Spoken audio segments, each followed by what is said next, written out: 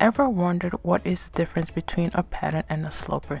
The two words are used interchangeably, but there is a slight difference between the two.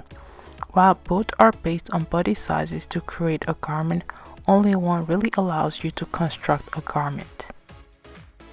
The simple difference between the two is that a sloper has no seam allowance and a pattern has a 1/2 inch seam allowance or 5/8 seam allowance for commercial garments built into it or added after.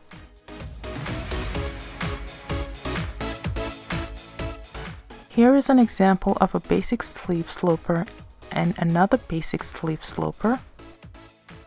And here is an example of a basic sleeve pattern.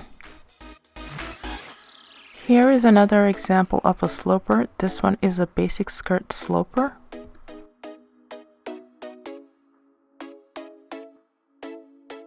And here is an example of a basic skirt pattern. A pattern can be changed into a sloper when the seam allowance is taken off. This is done if you need to alter or adjust something in the design, and once the adjustment is done, you can add the seam allowance back into the adjusted design to make a pattern to create your garment.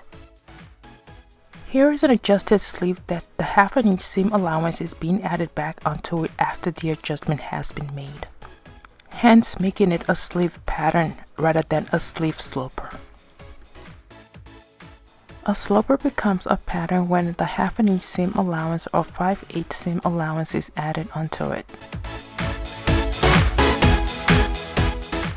Okay everyone, we've come to the end of this tutorial. If I have been able to clarify the difference between a sloper and a pattern and help further your fashion designing experience, please subscribe to my channel, give this video a thumbs up, share and leave your comments down below. Until my next video, bye!